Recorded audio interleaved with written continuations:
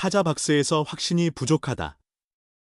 아직 1군에서 활약하기엔 미흡한 부분이 눈에 띈다. 롯데 자이언츠의 차세대 외야수 유망주였지만 외야진이 텅 빈 올해도 기회를 잡지 못했다. 이제 데뷔 4년차를 맞이한 군 문제를 해결한 외야수 조세진의 이야기다.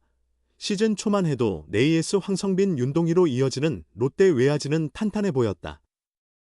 그 뒤를 이을 조세진의 존재감도 주목받았다. 장타력이 부족한 팀 상황에서 파워히터 조세진에 대한 기대가 컸던 건 당연한 일이다. 지난해 11월 상무에서 제대한 그는 김민석의 트레이드로 외야진의 공백이 생기며 주목받기 시작했다. 군 문제도 해결된 올해가 그의 전성기가 될 것 같았다. 코너 외야와 중견수 모두 소화 가능한 수비력과 강한 어깨도 장점으로 꼽혔다. 하지만 현실은 냉정했다. 조세진은 올해 1군에서 7경기 출전에 그치며 5타수 무안타에 머물렀다. 데뷔 시즌 2022년 1할 8푼 6리, 보다도 출전 기회가 크게 줄었다.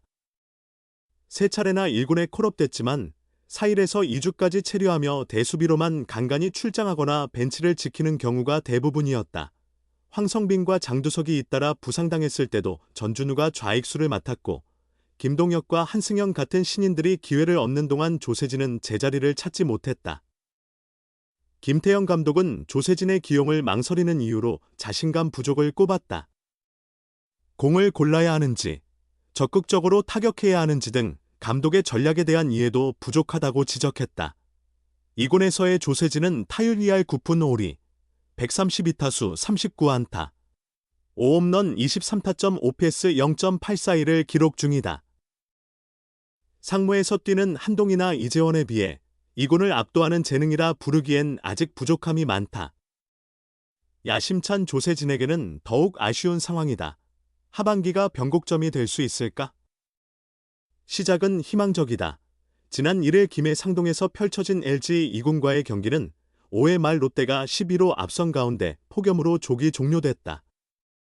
이날 조세진은 LG 투수 우광훈을 상대로 투런 홈런을 포함해 3타수 3안타 4타점 1득점의 폭발적인 활약을 보였다. 하반기 그의 부활을 예고하는 신호탄일까? 한 타석 만에 단호하게 교체했다. 프로야구 롯데 자이언츠의 외야 유망주 조세진은 아직 감독의 높은 기대에 부응하지 못하는 모습이다. 조세진은 지난 4일 부산 사직구장에서 진행된 두산 베어스와의 경기에 7번 좌익수로 선발 출전했다. 작년 국군체육부대 상무에서 전역한 후 예비역 첫 시즌을 보내는 올해 오랜만에 선발 명단에 이름을 올렸다. 2022년 7월 23일 사직 기아전 이후 986일 만에 선발 기회였다. 2022년 신인 드래프트 1라운드 전체 4순위로 뽑힌 조세진의 타격 재능은 모두가 인정하는 바다. 롯데는 지난해 11월 두산과의 대형 트레이드에서 투수 정철원과 내야수 전민재를 영입하는 대신 외야수 김민석과 추재현을 내주었다. 젊은 외야 유망주 2명을 동시에 포기하는 결정은 흔치 않지만 롯데는 과감한 선택을 했다. 조세진의 성장 가능성에 대한 믿음이 있었기 때문이다.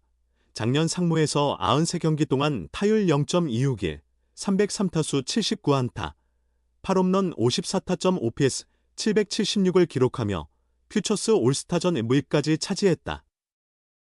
전역 후 마무리 캠프부터 스프링 캠프까지 모두 소화했음에도 1군 개막 로스터에는 들지 못했다. 예비역 첫 시즌을 2군에서 시작한 그는 8경기 동안 타율 0.333, 30타수 10안타, 3홈런 6타점 5패스 1.096의 폭발적인 타격을 보였다. 작은 샘플이지만 1군 승격을 충분히 설명하는 성적이었고 지난 28일 1군에 합류했다. 콜업 당일 바로 타석 기회를 얻었으나 사직 KT전 0-2로 뒤진 9회 말 2-4일 2루 대타로 나선 첫 타석에서 KT 마무리 박영현을 상대로 헛스윙 삼진을 당하며 어려운 상황을 극복하지 못했다. 이후 계속 1군에 있었지만 대타는 물론 대주자나 수비 요원으로도 나설 기회가 없었다. 그러다 4일 경기에서 처음으로 선발 명단에 이름을 올렸다. 조세진을 스타팅으로 기용하며 김태형 감독은 아마 당차게 할 거라 본다고 말하며 오늘은 한번 내보내고 싶었다. 안타를 치는지 못 치는지가 중요한 게 아니다. 투수와의 타이밍을 어떻게 맞춰 들어가는지를 볼 것이다. 결과는 중요하지 않다.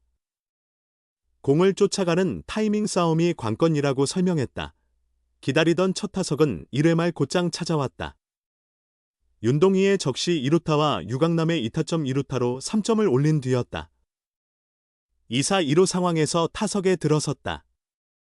조세진은 두산의 좌완 외국인 투수 잭로그의 첫 공 140km 커터의 헛스윙. 이어 두 번째 134km 체인지업에도 또 헛스윙했다. 세 번째 공까지 모두 헛스윙. 상대 배터리와의 수싸움에서 완전히 밀렸다. 김태형 감독은 이 장면을 탐탁지 않게 봤다. 신인의 패기보단 무리한 모습, 상황에 맞지 않는 접근으로 보였다. 김태형 감독은 단호했다. 단 한 번의 타석 후 조세진을 라인업에서 제외시켰고 대신 장두성이 출전했다. 다음 날 김태형 감독은 또다시 조세진에게 메시지를 전했다. 김 감독은 더그아웃에서 보면 투수가 어떤 유형으로 던지는지 고민해야 한다. 우리도 다른 팀 신인 선수를 상대로는 직구보다 변화구로 간다며 그런 걸 아예 고려하지 않고 들어가는 것 같다. 타이밍을 얼마나 잘 맞추느냐가 관건이라며 강하게 말했다. 그리고 결국은 상황에 맞는 타격이다. 헛스윙 자체가 문제는 아니다. 헛스윙은 당연히 있을 수 있다. 그런데 공이 날아오기 전에 이미 몸이 다 돌아가 있었다며 조세진의 수싸움 미숙함을 지적했다. 외야 유망주 2명을 내준 대형 트레이드의 이유였지만 조세진은 아직 실력을 입증하지 못했고 김태형 감독의 신뢰도 얻지 못했다. 황성빈과 고승민 등 부상자들이 복귀해 2군에서 경기를 치렀다. 다음 주면 등록이 가능하다. 조세진에게 남은 1군 기회는 이제 얼마 남지 않았다.